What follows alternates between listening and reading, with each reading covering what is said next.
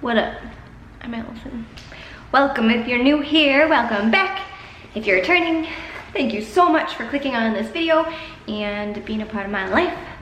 Thank you for letting me be a part of your life. I am so excited for this video. I'm gonna try this thing where it's a one take wonder, where I don't really edit and I don't like stop and correct myself. So it's gonna be fun. Maybe I might ramble, probably, but that's okay, right? So I'm really excited for this video. It's signs of an adult child, of an alcoholic, of dysfunction, of narcissism, of whatever. 8 signs. Although I made that title without putting in the number because I didn't know how many I was gonna think up. I thought of 8. I also have some tips that I want to share for if you meet an adult child, things that you can do in your relationship with them to help it blossom and help them really flourish. So you can see these things in yourself, but these are more so not like the super inner deep stuff that you may see in yourself. It's more so from an outside looking in. Things that I've seen in adult children that I know and that I don't even know, that I like see in the media. I'm thinking about Yoga Girl. Yeah, so signs that I see in other people. And they're all girls, the people that I'm thinking of, and they're all, some are like fireballs and some are like sweet, like girls. So maybe it's different for guys. Maybe it's just different in everyone. Maybe these are just the people that I attract and what I see in them. So let me know if you agree with these, and let me know if you have any other things that you see in other people or in yourself, and let us all know. Okay, so the first one is obvious, okay? Guess what it is? Okay, mommy/daddy issues. Okay, so like pretty much what adult children all have in common. Reasons why they were like abandoned in some way or neglected in some way. Their needs weren't met. They weren't loved unconditionally. They were conditionally loved and cared for. So they therefore have mommy and daddy issues. We, not they.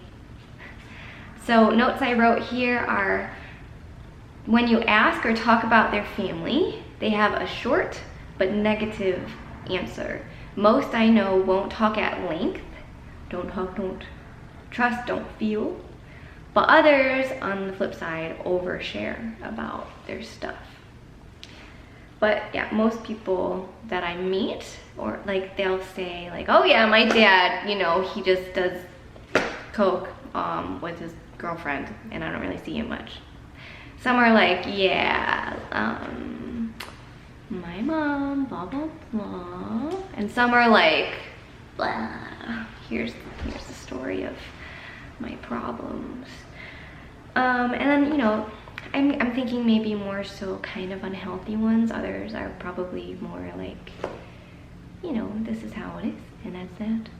But anyways, that's one sign that I see in them, obviously.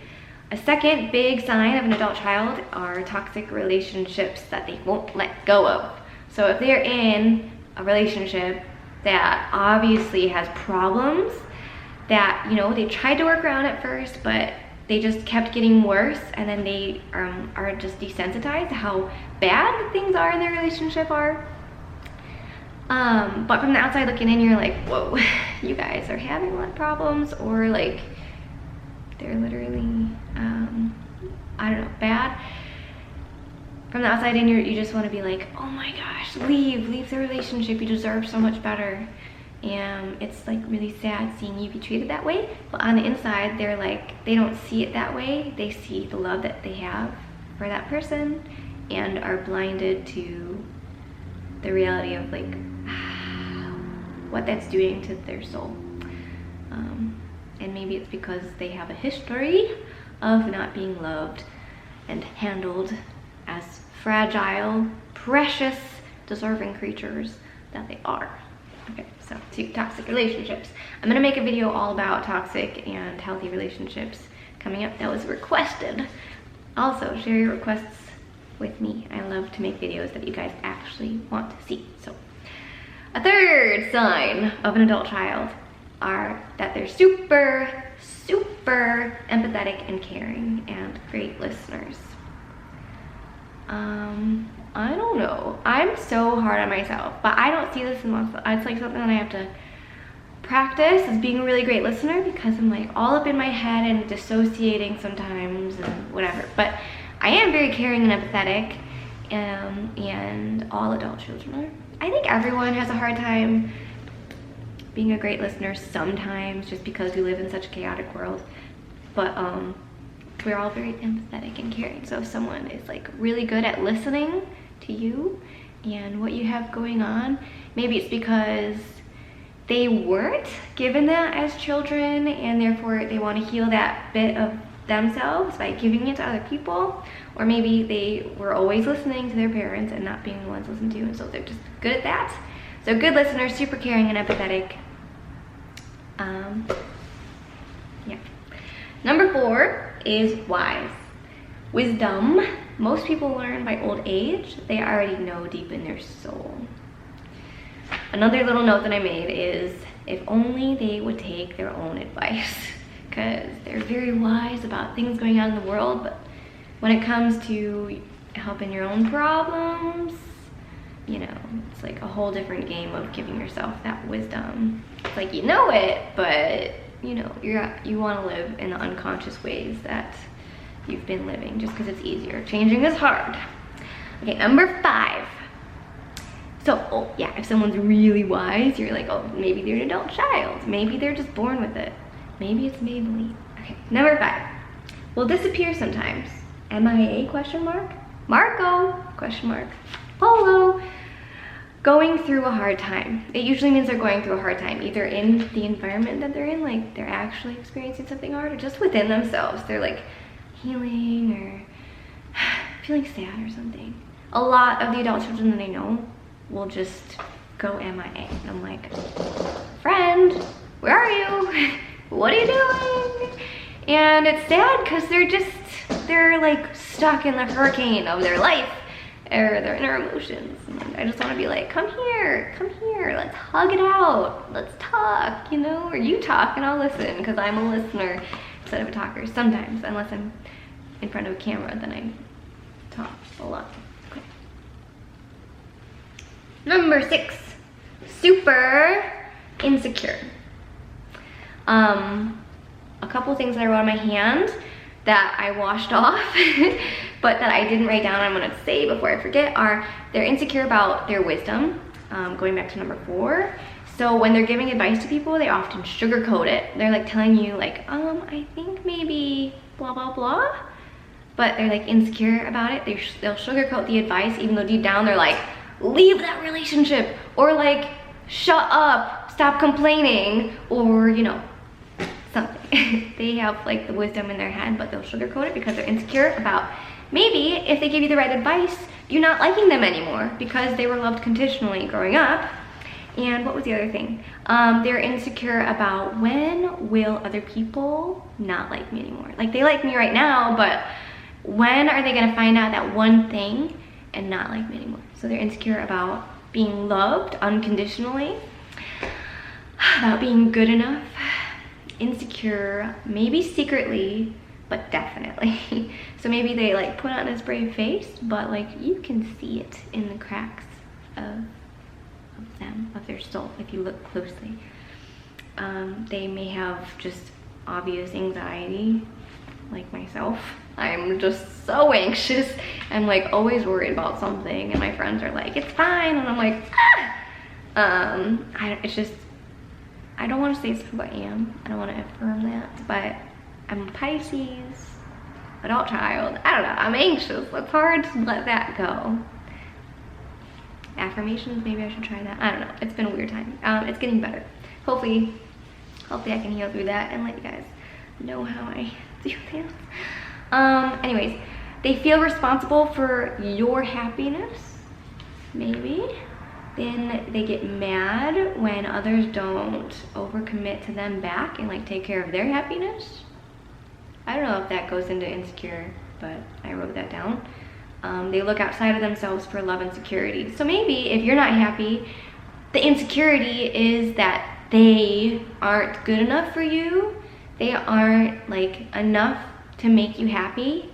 And they're looking outside for you to be secure so that they can be secure, because in their family things were never secure and okay, and therefore they weren't okay, and like they're looking for the outside to be okay so that they can be okay still. Insecure, that's a big one, that's a broad one. Deserves its own video, but that's all that I'm gonna say about that for right now. If someone's insecure, they probably have a history of some sort, probably have some childhood wounds, probably an adult child, perhaps. Number 7, sensitive. Sees criticism as an attack. But sensitive also means maybe just like aware of their surroundings, maybe sensitive to like environmental factors, just like, even like for me, I don't like when like stuff touches my face, like when my hair is in my face, or like when clothes fit me funny. When someone new walks into the room, I'm like sensitive to their energy, sensitive to food. I feel like I've got like weird sensitivities. Maybe not so much food, because yeah, but sensitive. Sensitive emotionally also is obviously like the one that most people think of, and you don't need me to explain that to you, I hope. Like someone can say like a little thing, like you ask them a question and then them be like, no, you know, just because maybe they just feel strongly about whatever the question is, or maybe they are just like a direct person, they're just like, no, and you're like, ouch, you know, sensitive. Number 8 is they have a real or perceived drinking problem. So adult children of alcoholics, I've known a few that do have a drinking problem. That's just the last one, because if they have a drinking problem, it's likely that runs in their family. Not just drinking, but any substance use. And even if they don't think it's a problem, like their parents probably also do that, it's just a generational thing. Not only substance, like if your parents drink normally, then you probably drink normally. If your parents drink unhealthily, you probably drink unhealthily. And it also goes for money. Like if your parents are this certain wealth, you're likely to be that certain wealth. That's kind of a different topic, but it's something that I learned recently and I just don't like sharing, so there you go. Other ideas that I'm not sure are signs of being an adult child, but they kind of all have to do with emotional immaturity. So I wrote moody, question mark, wants self-care, but then doesn't self-care, question mark, childish/naive. So an adult child I'm thinking of would like be all like flirtatious and stuff with the guys, and the guys would be like, hey girl, what's up? And then she would like keep going and then be like later like, oh my gosh, I don't want to have been talking with them. I was so creeped out. And then I'm like, why didn't you just say goodbye and leave the situation? And they're like, oh, I can't do that. You know, like just naive a little bit and like childish. And also childish in this way, like and like emotionally immature, like tantrumy, maybe like can't control their emotions sort of thing. And that makes total sense, because people in our lives who are supposed to guide us and teach us how to self-soothe and like control yourself instead of just like saying what's on your mind, green light, without any thinking beforehand, and like actually thinking, using your thinking brain more than your feeling body, or at least in equal amounts at the proper times.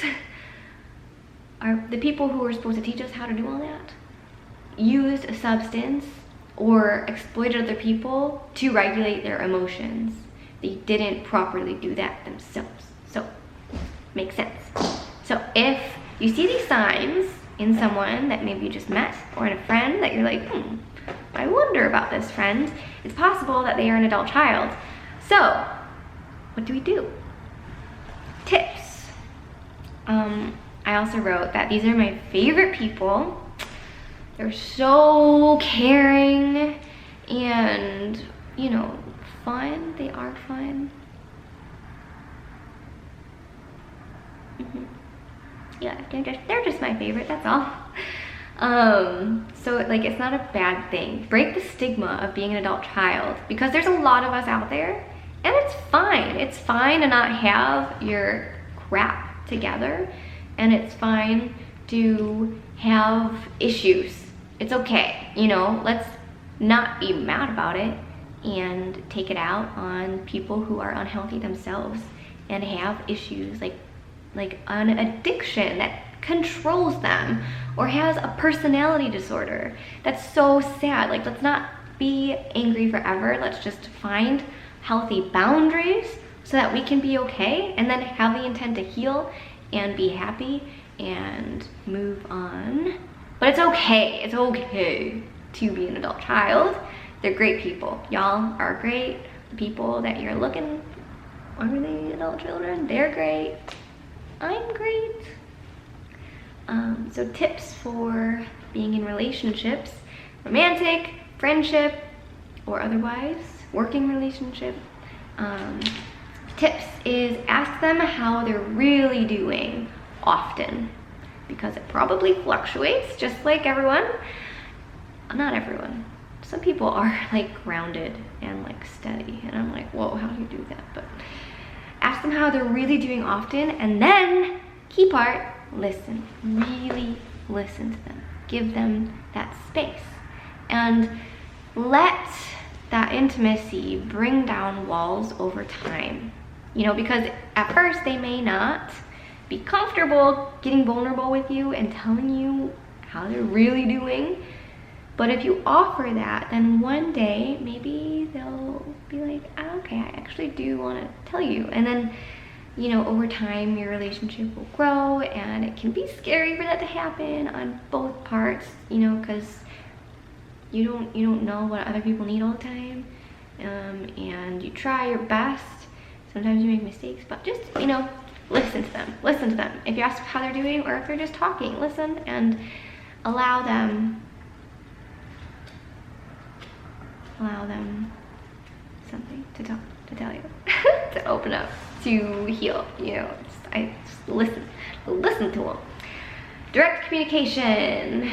So if you're like wishy-washy in some way, we are already wondering what other people are actually thinking, like if they're gonna flip and like be mad at you, or, you know, if they're actually mad at you and they're just like pretending not to be, because oftentimes little things that we did that weren't blown up about in the moment were brought up at a later date and said, well, actually you did this and you were happy when I wasn't happy, and that's rude, and, you know, just little things. And so we're always like, huh? So just be direct. If they can tell they're like worried or something, be like, it's cool, this is why I'm doing whatever I'm doing, just to let you know, and just be direct in all of your communications. If you are mad at them, tell them, you know. If you, but be nice, be very nice, because they're sensitive.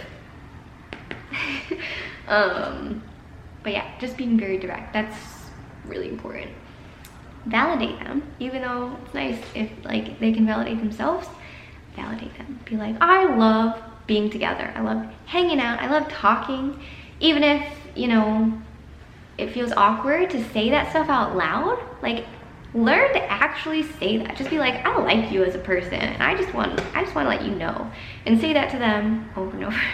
Because maybe if they don't need to hear it, like, oh, they want to, and they'll appreciate it. It'll stick with them deep down. Support them. That can mean a variety of things that I'm not gonna go into because this video is 20 minutes long, but support them. Be positive and lively with them, because I think that sometimes they've just been like dampened by things, and like there's that little fire inside. But if you're lively and positive, it'll likely be contagious and help lift them up. So, you know, I mean, everyone's different. That's just an idea, but being positive and lively is always nice energy to be around, I think. And see the best in them, because we all have flaws. They have flaws, but always look for the good in people. Audrey Hepburn said, if you want beautiful eyes, have eyes that see the best in people. If you want beautiful lips, have lips that speak kind words. What else did she say? I'll write the quote here, but see the best in people and see the best in yourself, okay? I know it's different than how you're probably living, but namaste, my friend, namaste. Okay, I'm gonna get going on that nice spiritual note. I hope that you enjoyed this video, and hit subscribe if you haven't already, and stick around, stay a while. I have lots to share, and I really like sharing, and I really like connecting also. So if you want to connect, please do, please do. Thanks so much for watching. Talk to you soon. Peace.